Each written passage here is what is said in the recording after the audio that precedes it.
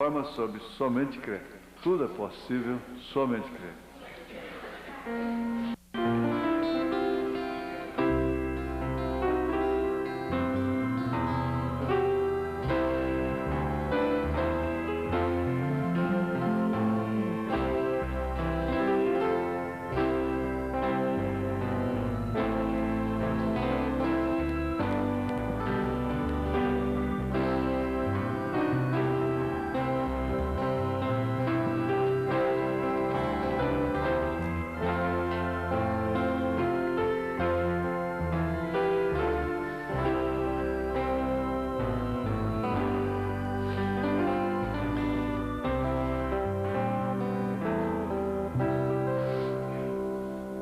Bom dia com Jesus para toda a igreja. A minha satisfação é muito grande em estar aqui outra vez diante desta igreja, da qual eu reconhecidamente sou filho. Desta feita me acompanham minha esposa, irmã Lúcia, irmão Samuel, que é uma das colunas do nosso campo, e também o nosso filho caçula, o André.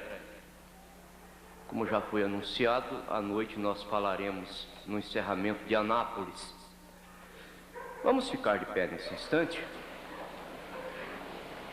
2 Timóteo, capítulo 3, versículos 16 e 17.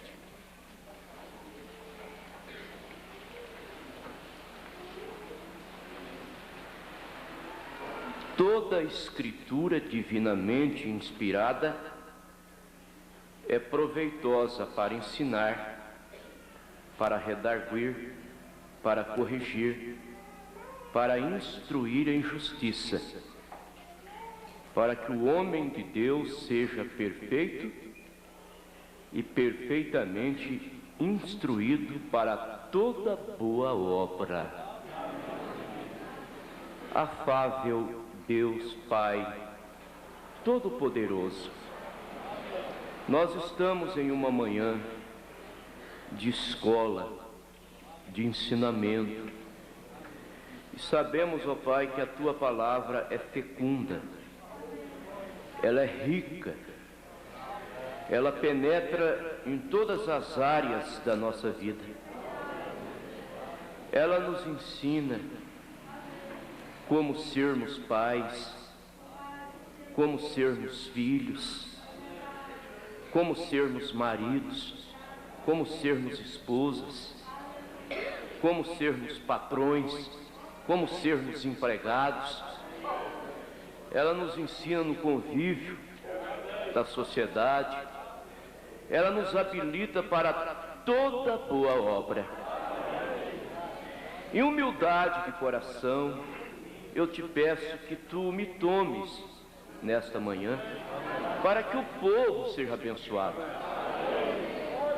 Um verdadeiro pregador pensa nisso, ele pensa no povo, o povo ser abençoado, ser recompensado, sair satisfeito, alimentado, em nome do Senhor Jesus. Amém. Assentai-vos.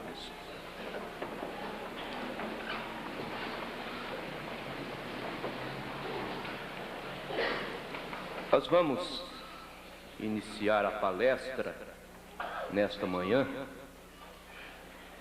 fazendo uma pergunta. O que faz um homem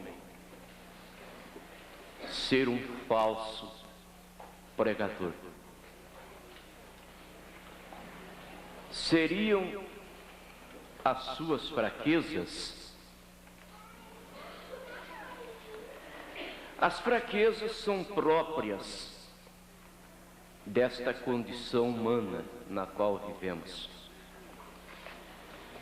Enquanto estivermos nela, sempre as teremos. O profeta disse: Deus não te condena pelas tuas fraquezas. E São Paulo disse em Romanos capítulo 8, versículo 26. O Espírito ajuda as nossas fraquezas. Então, o que faz de um homem falso pregador? É a doutrina, é o ensinamento errado. Jesus disse em São João capítulo 7, versículo 17: se alguém quer fazer a vontade de Deus, pela doutrina saberá se ela é de Deus. Pela doutrina.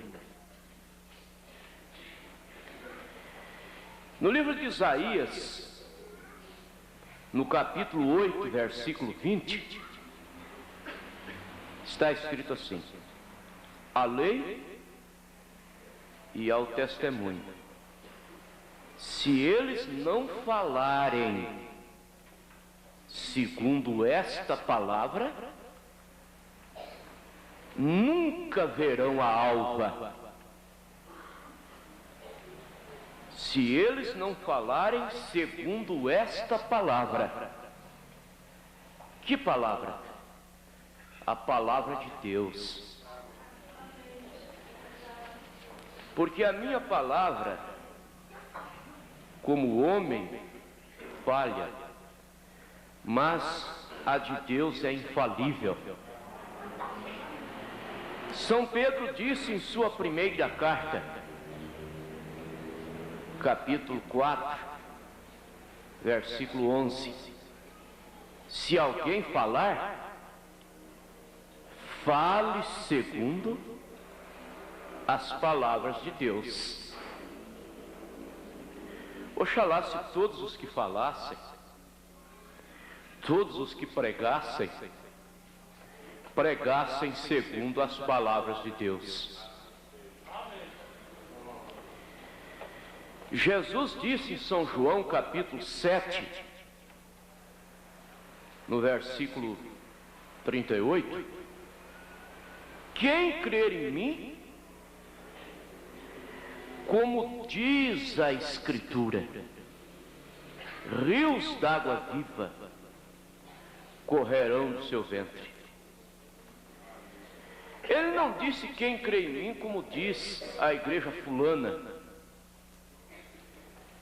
Quem crê em mim, como diz o grande sábio fulano de tal. Ele diz: quem crê em mim, como diz a Escritura.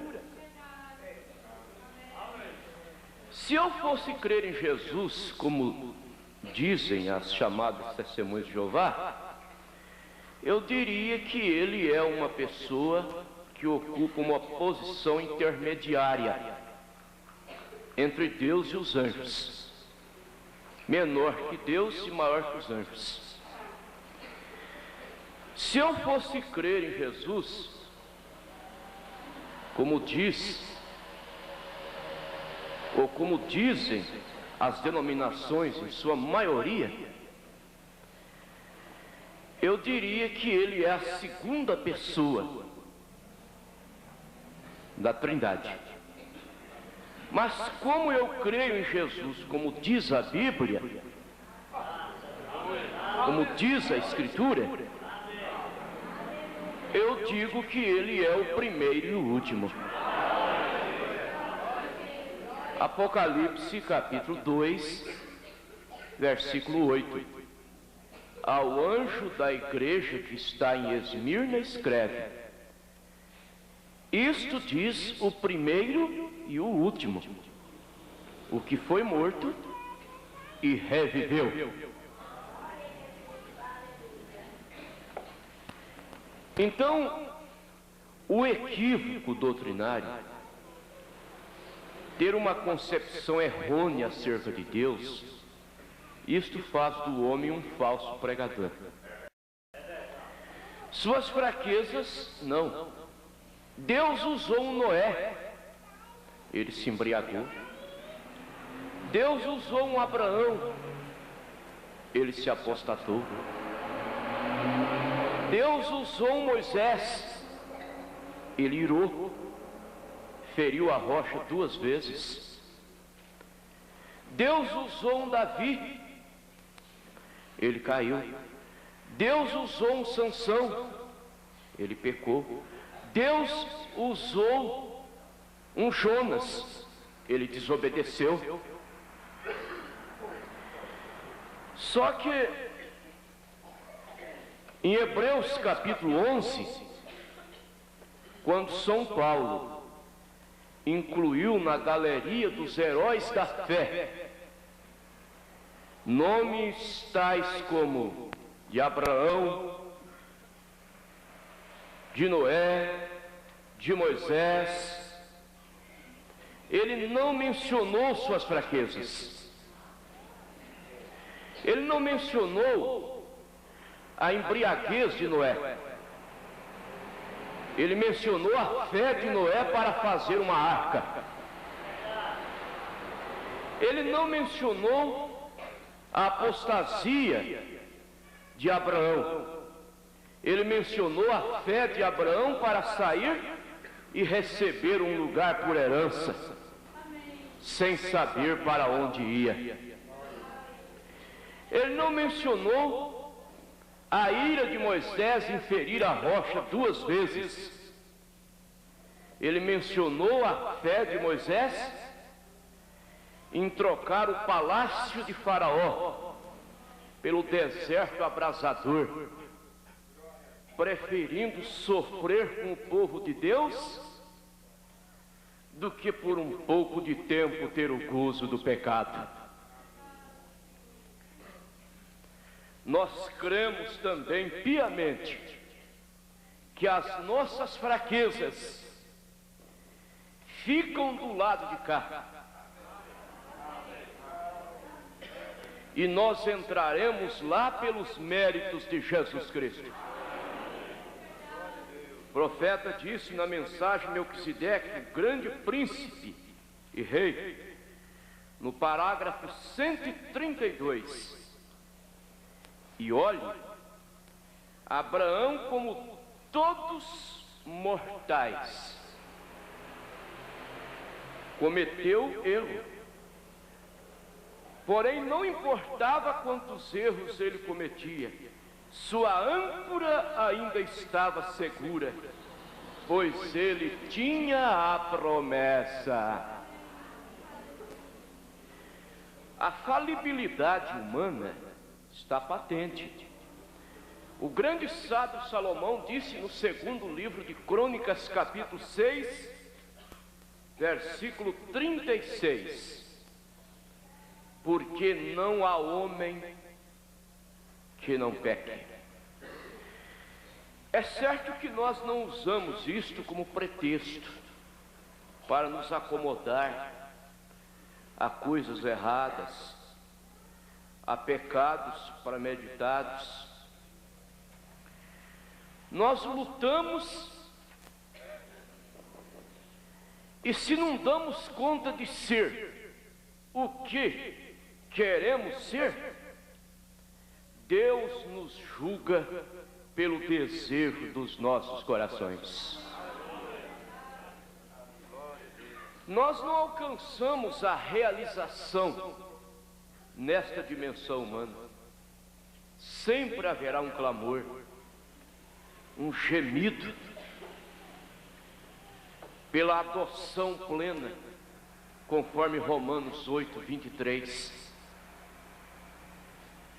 A redenção do nosso corpo. Se Jesus Cristo requer a perfeição, conforme Mateus capítulo 5, versículo 48, sede perfeitos, como perfeito é o vosso Pai que está nos céus. Se Ele requer, Então ele providenciou um meio através do qual este requisito é preenchido. E qual é este meio? É através dele próprio. A santidade que Deus vê na igreja não é a santidade nossa, a justiça nossa, é a santidade dele em nós. Nós não temos uma santidade manipulada, fabricada por uma máquina religiosa, por um espírito religioso. Por exemplo, o bispo Eurico Matos Coutinho, ele conseguiu fazer as mulheres usarem roupas quase que arrastando no chão. No entanto, aquilo é uma imposição, é um espírito religioso. Há um certo líder em atuação em nossos dias, muito conhecido no campo da cura divina, que ele chega até a especificar quantos centímetros pode ter aquele cinto que a irmã usa, até quantos centímetros, até quantos centímetros pode ser o salto de sapatos, e que o homem não pode usar bigode. Isso é uma máquina para fabricar santidade, uma coisa exteriorizada, normas ditadas por um líder. Esta não é a santidade de Deus na igreja. A santidade de Deus na igreja está aqui, como diz o profeta, mensagem no livro da vida do Cordeiro, parágrafo 105. Agora você tem que ser perfeito.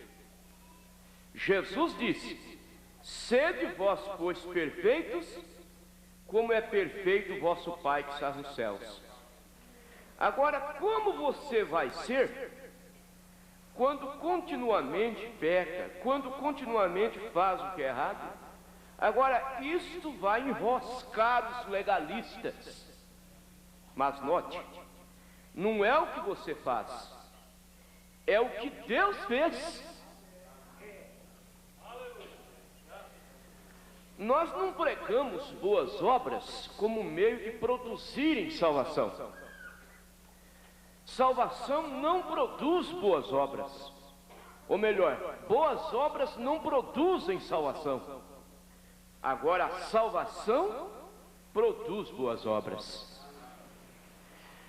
Um homem não é salvo pelas obras que ele faz, porque isto seria desvalorizar o sacrifício de Jesus Cristo na cruz. Nós somos salvos pelo que Ele fez por nós. Agora, o que você faz para Ele é uma apreciação do que Ele fez por você. Salvação é o que Deus fez para nós. Obras é o que nós fazemos para Deus. Então o profeta continua: não é o que você faz, é o que Deus fez. Está vendo? Você não pode ser perfeito, não pode ser em si próprio, mas em Cristo você é aperfeiçoado. Você não está confiando em suas próprias obras, ou em sua própria igreja, a qual pertence, mas você está confiando no sangue derramado do Senhor Jesus. Aí está. É isto que o torna perfeito, e isso ancora a sua fé. Isso ancora a sua fé. Às vezes Satanás procura nos apunhalar e nos levar a um estado de autocondenação. nos levar a cobrar caro de nós mesmos, como se não fôssemos humanos, como se não vivêssemos em uma condição humana.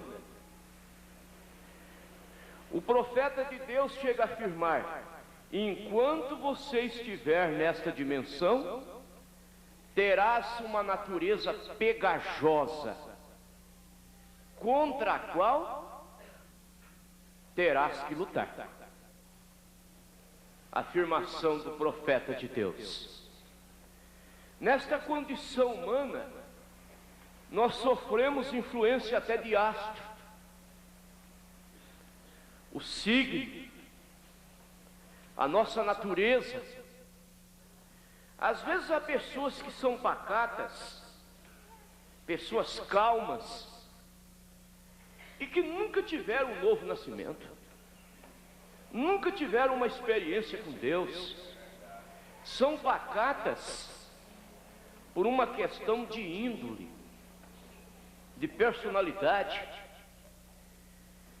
Às vezes há outras que são crentes, são espirituais e são mais agitadas, são nervosas. O irmão Branham disse: eu sou uma pessoa nervosa. Esta é a minha natureza. Esta é a minha natureza. Muito embora ele tenha aconselhado a amenizar aquele gênio forte com oração. Ele não disse: livre-se deste gênio forte com oração, porque você só vai se livrar dele com a adoção plena. Ele disse: amenize o teu mau gênio com oração. Você ameniza com oração. Às vezes há pregadores que pregam o batismo do Espírito Santo de uma maneira como se a pessoa, ao recebê-lo, deixasse até de ser humano, se tornasse infalível. O profeta faz a seguinte afirmação: às vezes titubeamos, mesmo tendo o Espírito Santo. Porque quando o Espírito Santo vem a nós, a nossa carne não é redimida, ela continua sendo carne.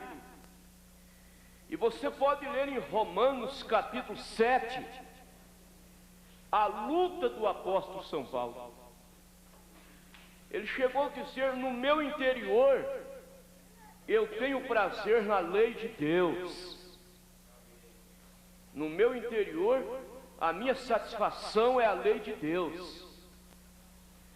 Mas o meu exterior, a minha carne, já procura o lado errado, inclina para o pecado. E é como ele disse em Gálatas capítulo 5: o Espírito luta contra a carne, e a carne contra o Espírito. É uma batalha. A nossa carne, ela não é espiritual. Espiritual é quem está dentro dela. A nossa carne não herda o reino dos céus. Este corpo, para chegar aos céus, ele terá uma transformação. Conforme primeira carta de João, capítulo 3, ele transformará o nosso corpo abatido para sermos semelhantes a ele.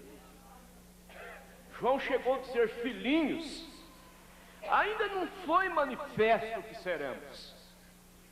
Ainda não foi manifesto. Mas quando ele se manifestar, seremos semelhantes a ele, porque o veremos assim como ele é. o veremos assim como ele é. Agora, nesta condição humana aqui, nós sujeitamos a nossa carne ao Espírito.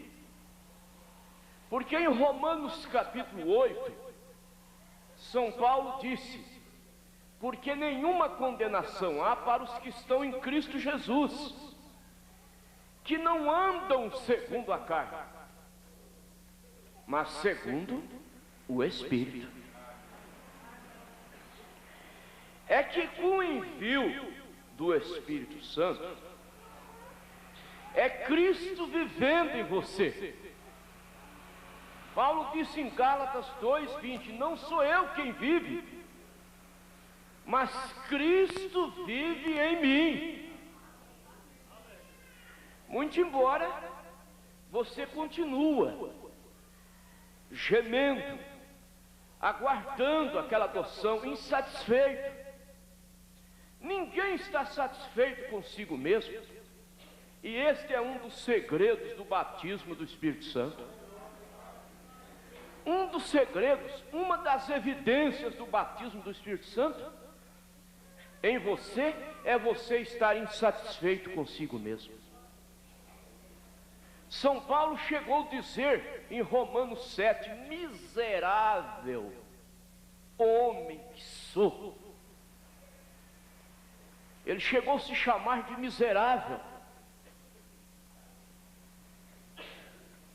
Aquela insatisfação: eu não sou o que eu quero ser,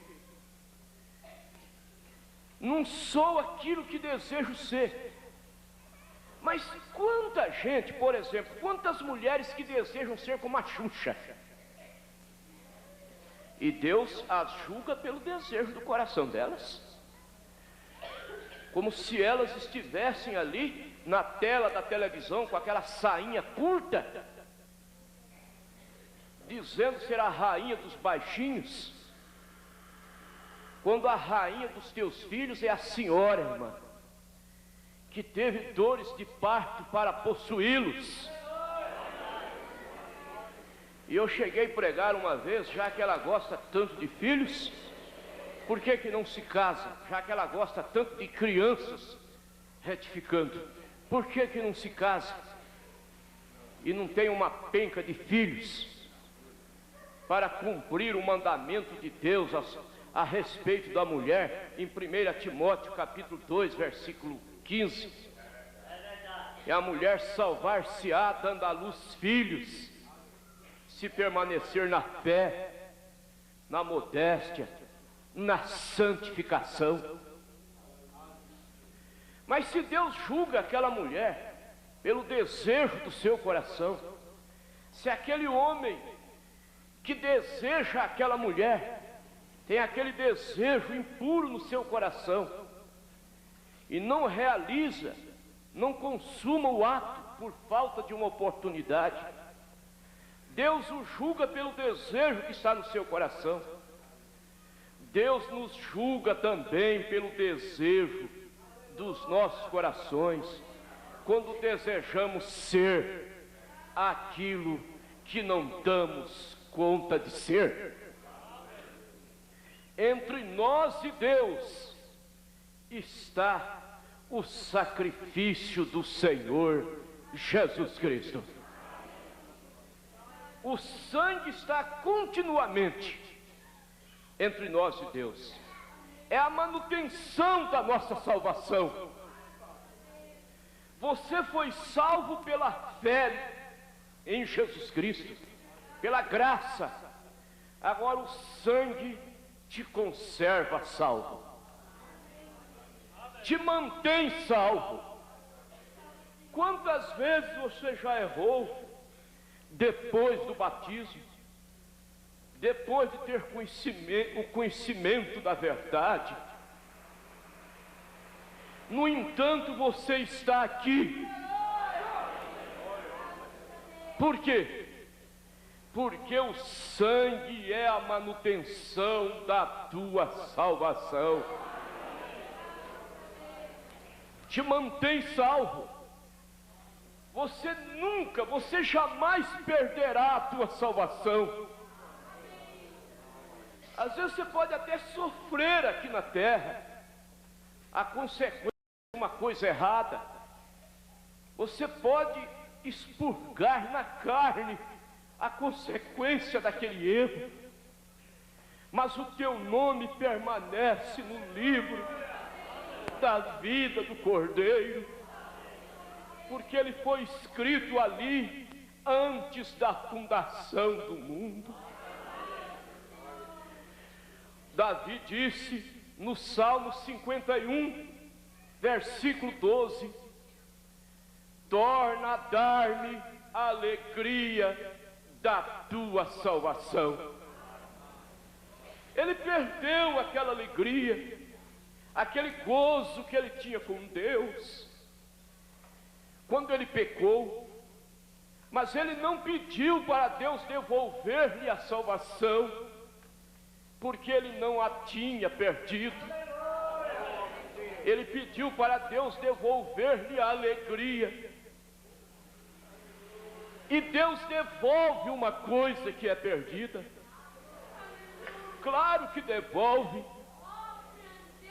Ele devolveu a força para Sansão. Ele devolve o gozo ao teu coração, a paz ao teu coração. Mas a tua salvação é coisa intocável. É coisa intocável, porque Deus fez um pacto conosco. E o pacto que Deus fez conosco é abraâmico. É o pacto que ele fez com Abraão. Ele disse para Abraão: tu és meu, eu já fiz por você. Em quaisquer circunstâncias, você continua sendo meu. Este é o pacto que Deus fez conosco. Tu és meu filho, tu és minha filha em quaisquer circunstâncias. Se você se ausentar da minha casa como filho pródigo, você continua sendo meu filho.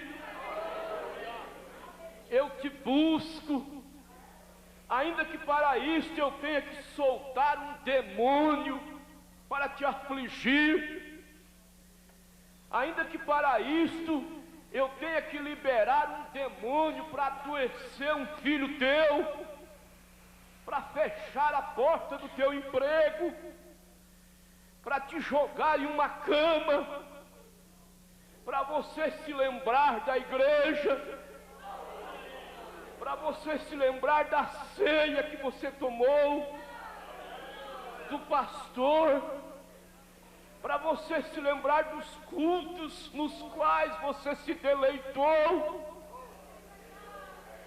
e você cai em si como o filho pródigo caiu, em estado de miserabilidade. Quantos trabalhadores na casa de meu pai têm pão com abundância, eu aqui morro de fome, comendo bolota de porcos, novela de porcos, músicas de porcos, cigarro de porcos, livros de porcos. Ele caiu em si e disse: levantar-me-ei. Estou caído, mas levantar-me-ei. Irei ter com meu pai. Oh, que cena maravilhosa! O filho voltando para o pai, o filho dizendo: pai, eu pequei contra ti, já não sou digno de ser chamado teu filho. Não, tu és meu filho, sim. Quem te pôs na cabeça que você vai deixar de ser meu filho? Que eu vou te tratar como um dos empregados? Você vai entrar na minha casa, você vai dormir na mesma cama que você dormia, você vai ter a mesma liberdade. Você saiu das minhas entranhas, Nós saímos das entranhas de Deus. Não há como. Ainda que Ele tenha que te dar um banho, como o pai, a Bíblia disse que aquele filho pródigo tomou um banho, se lavou, se limpou. Você toma um banho, uma fonte de sangue que saiu das veias do Emanuel. Você se limpa, se regenera, e Deus o tem de volta como um filho teu, ou como um filho seu. Deus o tem de volta. Glória a Deus, aleluia. Vocês sabem, irmãos, às vezes nós chegamos a pensar: a era que nós estamos vivendo é tão maligna. A gente instrui os filhos, cria os filhos no caminho do Senhor, como a Bíblia ensina. E quando eles ficam adolescentes, é como disse o profeta: a menos que eles tenham a experiência do novo nascimento. Mas a primeira vez que eles ouviram o rock, a primeira música mundana que eles ouviram, o profeta disse que se eles não tiverem a experiência do novo nascimento, eles já são atraídos por ela. Só que tem uma coisa: o sábio Salomão disse: instrua o teu filho no caminho do Senhor, porque mesmo depois de velho, não se afastará ou não se esquecerá dele.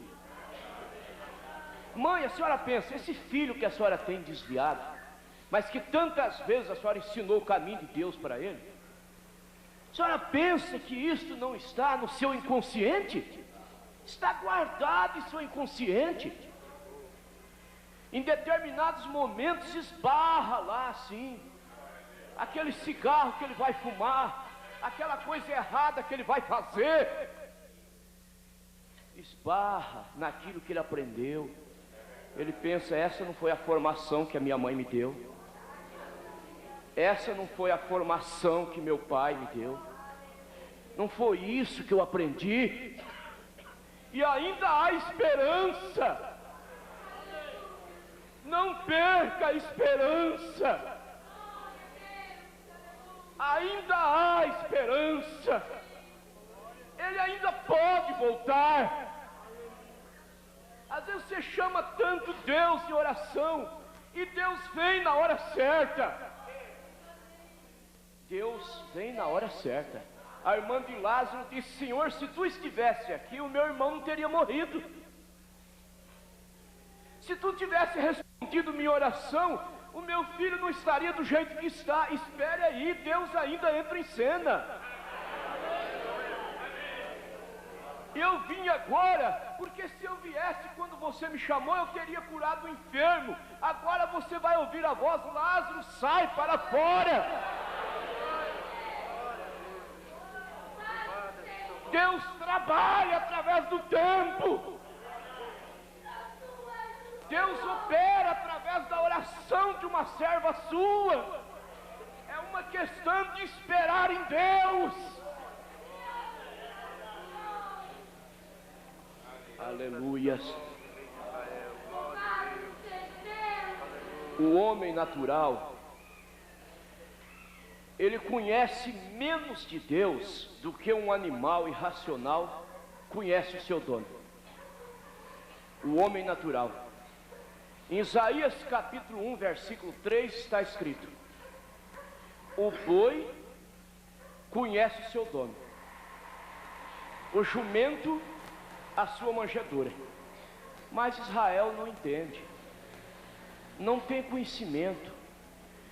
Você vê aquele cãozinho que você tem na tua casa, você chega, ele vem abanando a cauda, te agradando, porque ele reconheceu você como dono dele.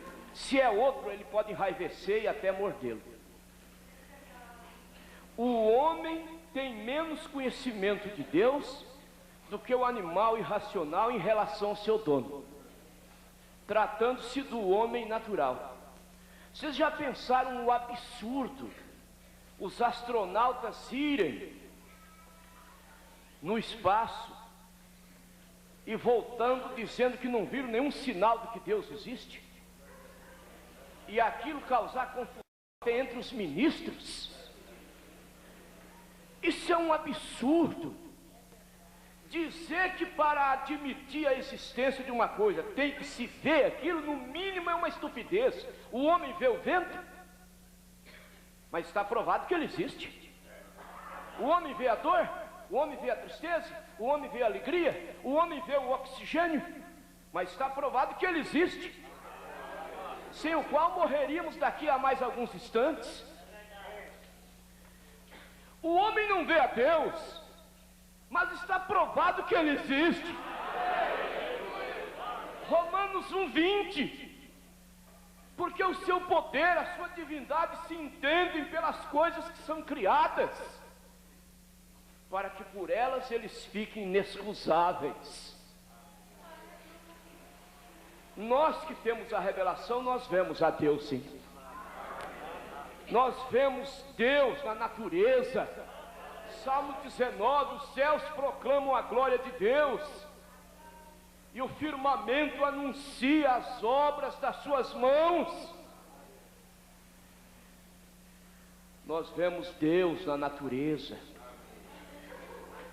Se nós não podemos ver a Deus, porque Deus é Espírito, um dia nós o veremos, refletido em Jesus Cristo, a pessoa de Deus.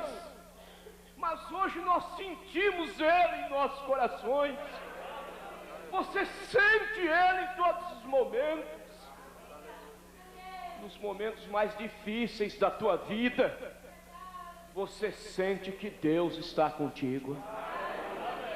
Um certo ateu perguntou para uma menina: filha, aonde você vai? Ela disse: vou à escola dominical ouvir acerca de Deus. Ele respondeu: você crê nesta coisa chamada Deus? Você crê que Deus existe? Aquela menina, inspirada por Deus, abaixou, pegou uma florzinha, mostrou para aquele homem e lhe perguntou: o senhor pode explicar quem deu vida para esta flor? Ali encerrou o assunto. Porque a vida vem de Deus. Só Deus pode dar vida. A ciência alimenta a esperança de que um dia ela vai manipular a morte, de que um dia ela terá o poder da ressurreição. Ciência não está dando conta de curar o canceroso. Antes dela descobrir um remédio para curar o canceroso, surgiu a AIDS.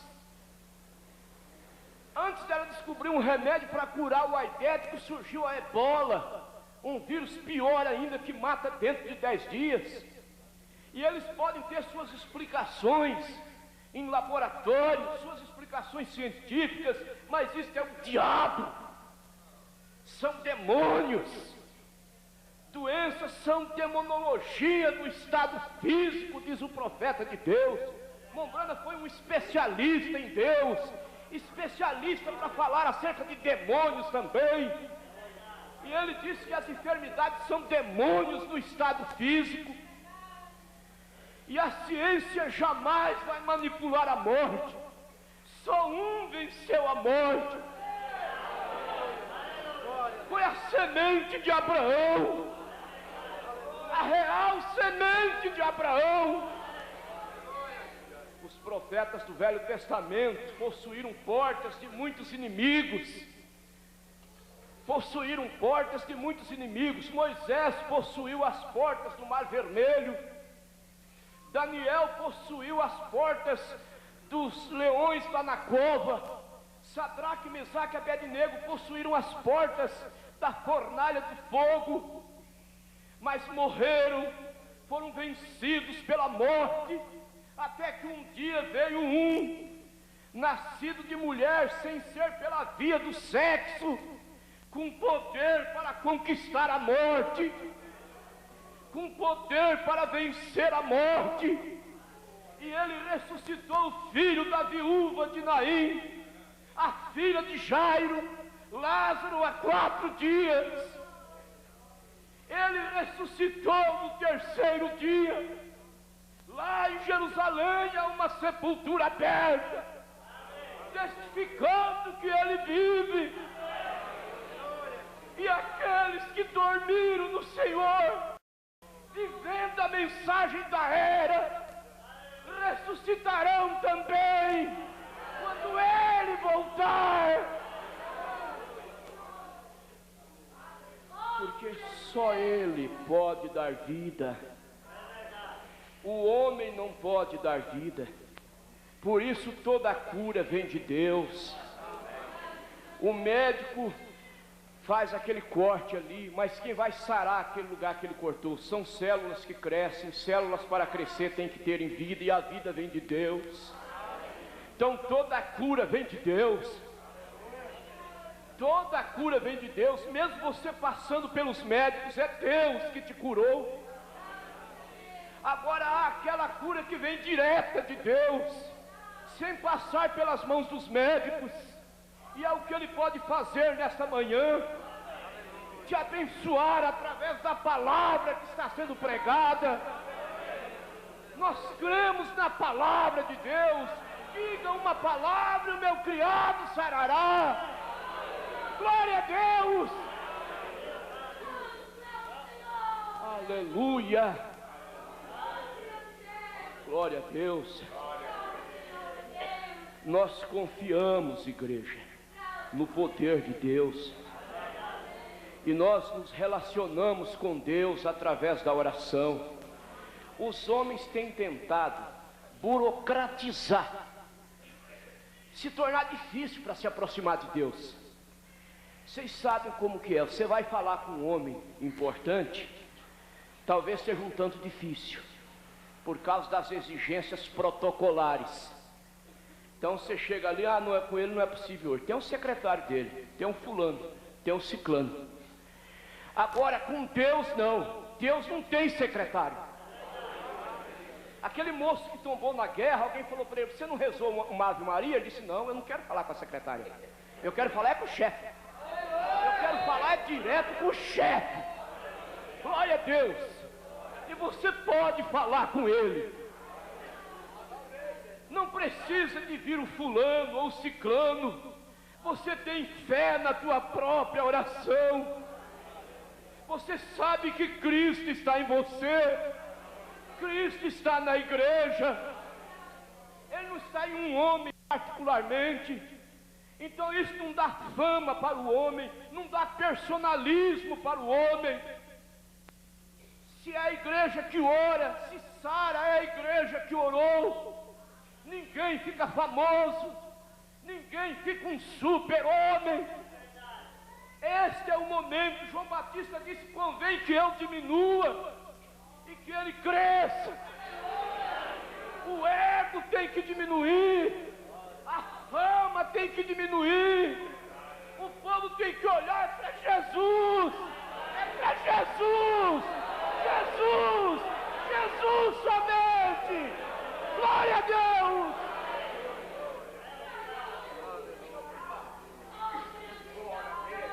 Aleluia. Quando um homem cai através da mulher, é uma coisa contundente. Fulano caiu, porque é um pecado social. Agora, quando ele cai pela fama, por exemplo, muitas vezes precisa ter percepção espiritual para saber que ele está caído. Às vezes pensa-se até que ele está sendo muito abençoado. Como T.L. Osborne perguntou: irmão Brano, o senhor pensa que eu tenho o dom de cura? O irmão Brano respondeu: esqueça, irmão, vá pregar o evangelho. Vá pregar o evangelho, pregue o evangelho. Jesus não disse: ide por todo mundo e pregai cura divina. Ele disse: ide por todo mundo e pregai o evangelho.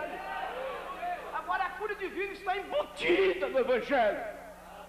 Ela está no evangelho, ela faz parte do evangelho. Pelas pisaduras de Jesus somos sarados. Agora o homem ameaçando até pular de um prédio, querendo receber não sei quantos de dólares. Esse homem não está caído pela fama? Pelo dinheiro? No entanto, não houve aquela contundência, porque não foi um pecado social. A mensagem do profeta é Cristo no povo. É Cristo na igreja. Aleluia. É Cristo no povo. Aonde está a fama? Por detrás da fama está o pecado. Por detrás da fama, por detrás do dinheiro está o pecado. Veem vocês esses ídolos de futebol, esses ídolos de novela, famosos, com a vida podre, trocando de mulher igual fralda descartável, vivendo uma vida na licenciosidade, são famosos. Mas essa sociedade está podre. A nata da sociedade não é essa elite de pederastas, de homossexuais, de corruptos. A nata da sociedade é este povinho, que são as meninas de Deus, dos olhos de Deus, aqui na terra. Nós somos a nata da sociedade. Nós estamos detendo a explosão da Terceira Guerra Mundial. Nós estamos detendo o Papa virar besta. Só que nós vamos embora. Vamos ficar aqui. Jesus vai levar a igreja.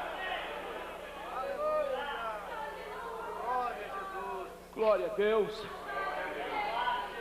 Segundo aos Tessalonicenses, capítulo 2. Há um que agora o resiste até que do meio dele seja tirado. Quem que está resistindo isto? É a noiva. Ela está resistindo. O Papa vai virar a besta. Mas enquanto a noiva estiver aqui, ele não vira. Ela detém o mistério do pecado, da iniquidade se consumar.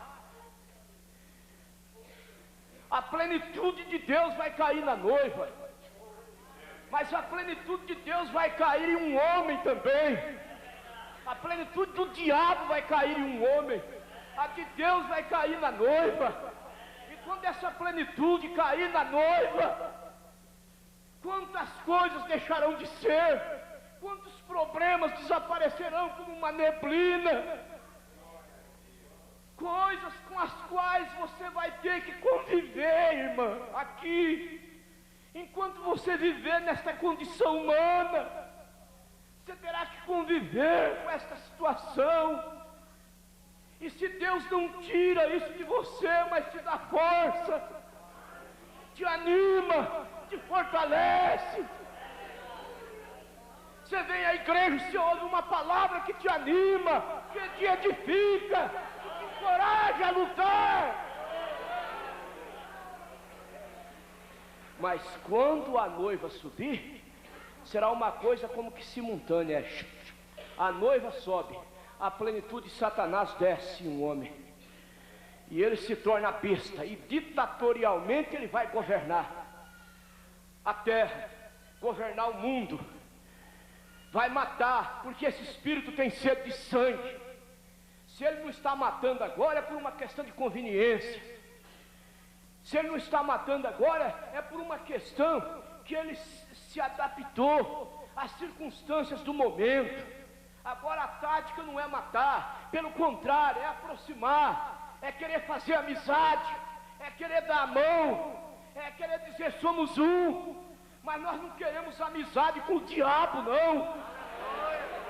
Eu prefiro ter o diabo me perseguindo do que o diabo me bajulando.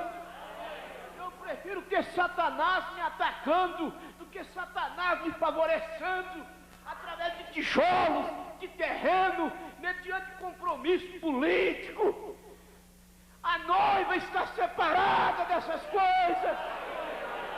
Segura na palavra de Deus. Aleluia. Mas quando a noiva subir, o sistema ditatorial da besta vai entrar em ação. E a besta vai matar. Vai matar os 144 mil selados de Israel de Apocalipse 7. Vai matar as virgens nécias, a igreja que fica, a igreja que não vai. Mas a noiva vai porque é uma seleção. É como o técnico da seleção brasileira. De cada time ele tira um pouco. Deus está tirando para fazer sua seleção. Ele está tirando gente da Assembleia, da Metodista, da Presbiteriana, do Catolicismo, do Espiritismo. A casca está arrebentando. A casca está arrebentando. E os filhos de Deus estão saindo. Aonde estiver o corpo, ali se ajuntarão as águias. O corpo é a mensagem do dia. Está escrito em Oséias 6, versículo 3: conheçamos e prossigamos em conhecer o Senhor. Conheçamos e prossigamos. A denominação, ela fica uma estaca, é um espírito. Os luteranos se denominaram sob justificação. Aí eles não aceitaram mais nada, fincaram uma estaca e disseram: nós não damos um passo para frente. Aí Deus mandou o Wesley com a santificação, eles não aceitaram. Daí os wesleyanos se denominaram sob metodista, fincaram uma estaca sob santificação e disseram: não damos um passo para frente. Aí Deus mandou os dons, eles ficaram, rejeitaram. Daí o que aconteceu? Os dons pentecostais, o fogo pentecostal foi caindo, o movimento pentecostal foi se ramificando em denominações. Aí Deus mandou a mensagem do dia, a mensagem da hora, a única mensagem com a qual você vence o diabo. Ninguém vence o diabo hoje com a mensagem de ontem, porque cada dia Satanás tem uma arma mais sofisticada. Então nós também temos que ter uma arma mais sofisticada. A mensagem de Lutero vale, hoje vale, mas acoplada com a mensagem da era. Isoladamente, quem são os luteranos? Mundanos, cheios de Jezabéis pintadas dentro da igreja. A mensagem de Wesley vale? Santificação vale, acoplada com a mensagem da era, de hoje. Porque isoladamente, quem são hoje os metodistas? Uma igreja mundana, cheia de pecado ali dentro, mulheres cortando cabelo, se pintando, pondo roupas curtas. A mensagem pentecostal, os dons valem? Os dons acabaram? Não, não acabaram. Mas eles só funcionam legitimamente acoplados à mensagem da era, a palavra da hora. Porque isoladamente o que os dons têm feito hoje? Principalmente o dom de cura, é dado personalismo para homem, fama para homem, para comprar canal de televisão, para comprar emissoras, para ser preso por sonegação de imposto e depois dizer assim: eu estou sofrendo porque eu estou na verdade. Pedro também foi preso. Pedro não foi preso por sonegação de imposto, por prática de curandeirismo. Pedro foi preso por batizar em nome de Jesus Cristo, por falar a verdade de Deus. Glória a Deus! Aleluia! Foi preso por causa da verdade de Deus. Então, o que aconteceu? Deus mandou a mensagem do dia para a gente enfrentar Satanás hoje. Porque vocês já pensaram, suponhamos os Estados Unidos hoje enfrentassem a Rússia usando as armas da Primeira Guerra Mundial. Seria uma discrepância muito grande. A Rússia evoluiu, tem um poderio bélico muito mais sofisticado do que em relação à Primeira Guerra Mundial. Então os Estados Unidos têm que enfrentar a Rússia hoje em uma eventualidade com as armas de hoje. Enfrentar o diabo com a mensagem de Lutero, de Wesley, com a mensagem pentecostal. Os pentecostais estão vencidos pelo diabo. A política dentro de suas igrejas combatiam teologia, hoje o diabo meteu o seminário dentro da igreja deles. Estão vencidos pelo diabo. Mas eu afirmo, esta mensagem aqui não vira denominação. O que pode acontecer é grupos saírem dela, grupos facciosos, maledicentes, piores ainda do que as denominações, grupos independentes, cheios de ismos, que matam espiritualmente, é ressurreição isolada, é ressurreição ordenada. Ressurreição ordenada que eu creio é a da Bíblia. Paulo disse na primeira carta aos Coríntios, primeiro Cristo, depois os que são sua vinda. Esta é a ressurreição ordenada. Cristo ressuscitou primeiro, depois os que dormirem nele ressuscitarão. Isso é Bíblia. Aleluia. Mas a mensagem mesmo não vira denominação não, porque essa é a última. Então Oséias 6, conheçamos e prossigamos em conhecer o Senhor. E eu conheci Jesus na Assembleia de Deus, na denominação, quando eu tinha 12 anos. Foi bom, me ajudou, me livrou do álcool, me livrou do cigarro, me livrou da prostituição. Só que o mesmo Deus que me mostrou ali aquela parte, Ele prosseguiu em me mostrar. E eu atendi a Oséias 6, conheçamos e prossigamos. Tem algum denominacional aqui nesta manhã? Você não quer prosseguir em conhecer o Senhor? Você conheceu o Senhor como teu Salvador, conheça Ele agora como teu Deus único. Você tem na cabeça que Ele é a segunda pessoa? Renuncie esse dogma católico e olhe para Jesus como o corpo de Deus, a pessoa de Deus, a imagem de Deus, o primeiro e o último. Glória a Deus. Então, nós que estamos na mensagem da era, nós vencemos o diabo hoje. Porque, irmãos, em cada tempo o diabo vem com uma dose mais forte. Quando o diabo lançou o rock nos Estados Unidos, esse ritmo que saiu do fundo do inferno, o que aconteceu? Em oposição ao rock, a mensagem do profeta de Deus foi uma dose forte. Quando da fábrica de Satanás, das prateleiras da fábrica do diabo saiu o rock, veio da parte de Deus, do deserto da América, o Elias de Malaquias 4, 5, trazendo a revelação de Deus. E vocês sabem que o rock entrou dentro das igrejas. Elas estão vencidas pelo diabo. O diabo fez um acordo com eles. O diabo, aliás, ele procura fazer acordo. Ele fez um acordo com a igreja no ano 325 da era cristã. O diabo disse para a igreja assim: ó, eu sei que vocês aceitar 25 de dezembro como aniversário do Deus Sol é demais. Vocês são cristãos, vocês não vão aceitar o Sol como um Deus. Mas eu sou bom de acordo, eu tiro o Sol e põe Jesus aí. Aí preserva a data, 25 de dezembro, só que no lugar do Sol fica Jesus Cristo. E as igrejas aceitaram. Hoje se comemora isso. O chamado Natal, que é aquele velho barbudo, que é aquele mito, Papai Noel, se projeta mais do que Jesus Cristo. Isso é espírito de comércio. Natal é espírito de comércio. A chamada Páscoa, o que tem a ver? Ovo de chocolate com Páscoa. Isso é o diabo. A Páscoa fala da ressurreição. E Ele ressuscitou. Glória a Deus.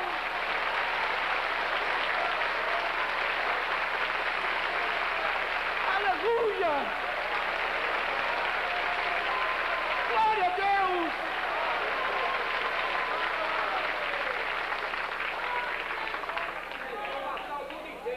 Não tem nada a ver.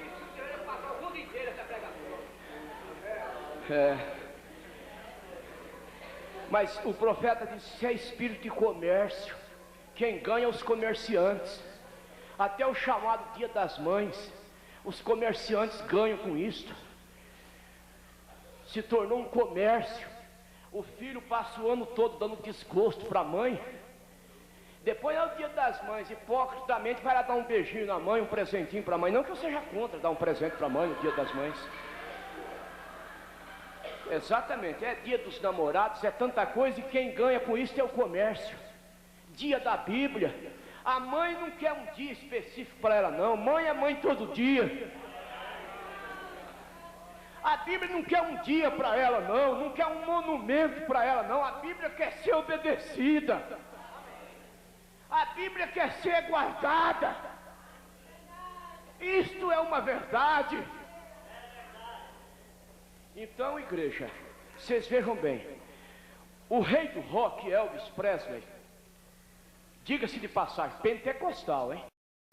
Talvez fosse falador de línguas, e na concepção dos assembleanos até cheio do Espírito Santo. Na igreja ele cantava hinos, nos palcos mundanos fazia a juventude delirar com esse ritmo frenético, diabólico. Ele morreu com várias drogas em suas veias, mas o fato de ele ter morrido, o rock não acabou não, continuou, porque é um espírito. A carne morreu, mas aquele espírito não morreu. O nosso precioso irmão Brana partiu em 65. A carne Brana foi embora, mas a mensagem não. A mensagem não. E quando o rico pediu para o pai Abraão mandar que um dos mortos fosse até a sua casa, pai Abraão respondeu: lá tem Moisés e os profetas. Mas tinha Moisés? Essa parábola é do Novo Testamento. Lá tinha os escritos de Moisés, pai Abraão estava dizendo. Então nós temos o profeta conosco, nós temos a mensagem. Nós não carecemos de uma volta do irmão Brana. Nós temos a mensagem do profeta. A mensagem não morreu. A mensagem não ficou imprensada na direção de um carro. A mensagem não sofreu acidente de automóvel. A mensagem está viva. Nessa seca espiritual na qual estamos passando, a mensagem tem nos sustentado. É vida vivida, mesmo sem emoção, sem sensação, mesmo sem se basear em resultados. Pessoas firmes, ancoradas na palavra revelada da hora. E alguém ainda diz assim: a mensagem não é mais a mesma não. Eu conheço a mensagem anos atrás, mudou nada, a mensagem é a mesma. Nós às vezes mudamos para melhora em relação a certo aperfeiçoamento, certas meninices que tínhamos desapareceram. Apesar de que há uns que mudaram para relaxo mesmo, se relaxaram, mas a mensagem não se relaxou não. A mensagem é a mesma. E há aqueles que vão até o fim, honrando esta mensagem.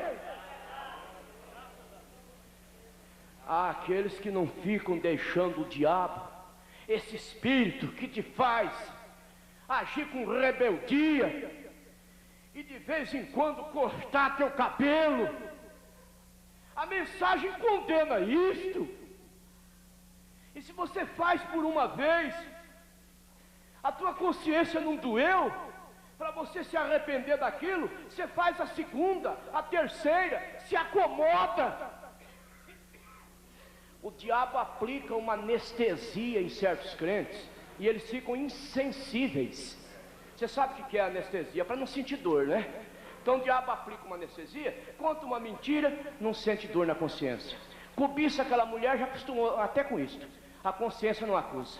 Briga com a esposa em casa, xinga a esposa, a consciência não acusa. Corta o cabelo de vez em quando, a consciência não acusa. Mas onde está essa consciência, gente? Essa consciência não pode estar morta. O coração não dói. A Bíblia diz que o coração de Davi doeu, porque ele cortou um pedaço da veste de Saul.